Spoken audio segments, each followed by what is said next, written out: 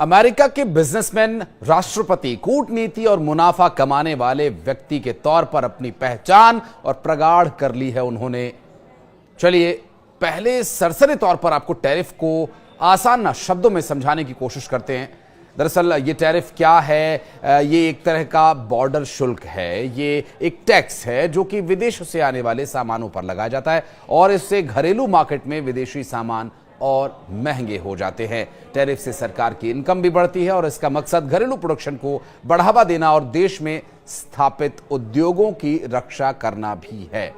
नमस्कार, मैं हूं आशीष त्रिपाठी और न्यूज 18 के इस डिजिटल प्लेटफॉर्म पर आप सभी का स्वागत है। और इस वीडियो को अंत तक देखेंगे तो आप समझ पाएंगे कि अमेरिका ने जो रेसिप्रोकल टैक्स लगाया है, जो टैरिफ बढ़ाया है, या इस टैरिफ को लेकर बार बार डोनाल्ड ट्रंप क्या बात कह रहे हैं और इसका पूरी दुनिया पर, खासकर भारत में, क्या असर पड़ने वाला है। अब अमेरिका ने रेसिप्रोकल टैरिफ की एक नई लिस्ट जारी कर दी है।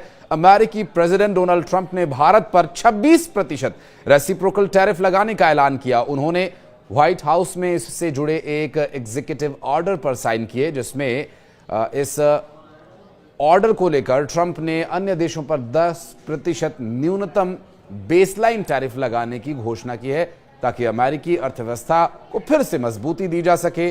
रोज गार्डन में प्रेस कॉन्फ्रेंस के दौरान ट्रंप ने ऐलान किया कि सभी विदेशी निर्मित ऑटोमोबाइल्स पर 25% टैरिफ लगाया जाएगा, जो आधी रात से प्रभावी हो चुका है। यानी जब आप ये वीडियो देख रहे हैं तो ये टैरिफ लागू हो चुका है।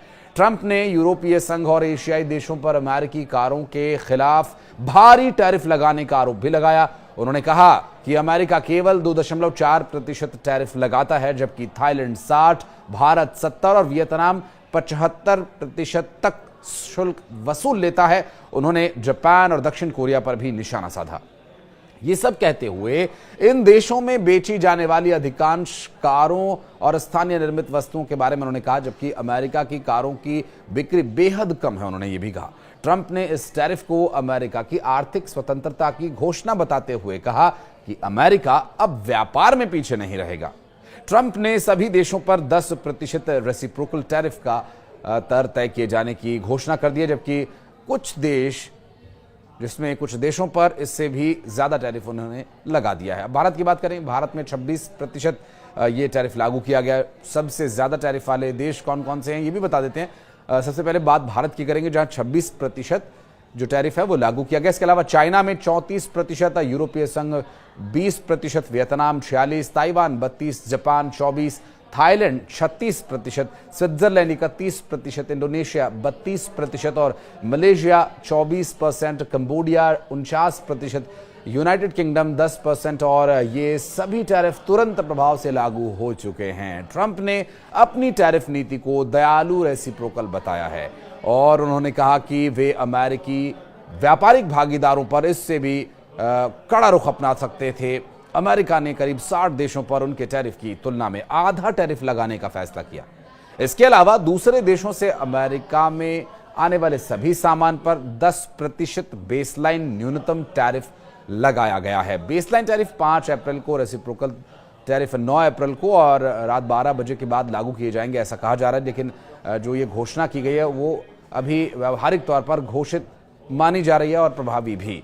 बेसलाइन टैरिफ व्यापार के सामान्य नियमों में आयात पर यह लगाया जाने वाला टैरिफ है, और जबकि रेसिप्रोकल टैरिफ किसी अन्य देश के टैरिफ के जवाब में लगाया जाता है।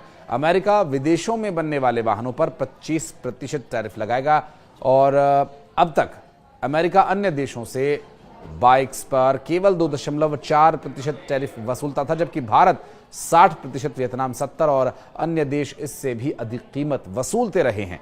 इन्होंने अमेरिका को 50 वर्षों तक लूटा, उन्होंने ये भी कहा। और साथ ही ये भी कहा कि लेकिन आज ये समाप्त होगा, अमेरिका दुनिया के किसी भी देश से अधिक अमीर होगा। साथ ही ट्रंप ने कहा कि आज अमेरिकी वर्कर्स के लिए हम खड़े हो रहे हैं, आखिरकार हम अमेरिका फर्स्ट को लागू कर रहे हैं, उन्होंने ये भी कहा। और साथ ही बताया कि वास्तव में हम बहुत ही धनवान हो सकते हैं, हम इतने अधिक धनवान हो सकते हैं कि ये अविश्वसनीय लगे, लेकिन अब हम समझदार हो रहे हैं।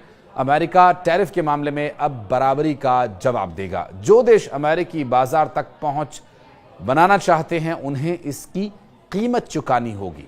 अगर कोई भी कंपनी टैरिफ से छूट चाहती है तो उसे अमेरिका में अपना प्रोडक्शन करना होगा, प्रोडक्ट बनाना होगा। टैरिफ से अमेरिका का विकास होगा। कई देशों ने अमेरिकी बाजार का फायदा लेकर खुद को समृद्ध बनाया, लेकिन अमेरिकी सामान के लिए अपने बाजार में सख्ती लगा दी। अब अमेरिका भी अपने फायदे के बारे में सोचेगा। नौकरियां कारखानों में अमेरिका में लोग वापस आएंगे। कनाडा का डेयरी ट्रैफिक हमारे किसानों के लिए उचित नहीं है और अमेरिका जो है कनाडा और मैक्सिको जैसे देशों को उनके उद्योगों को बनाए रखने में मदद करने के लिए सब्सिडी देता है। हम अपने महान किसानों और पशुपालकों के लिए भी खड़े हैं, जिनके साथ दुनिया भर के देश क्रूरता करते हैं। अमेरिका के लिए आर्थिक आजादी है। हमें अमेरिका को फिर से महान बनाना है।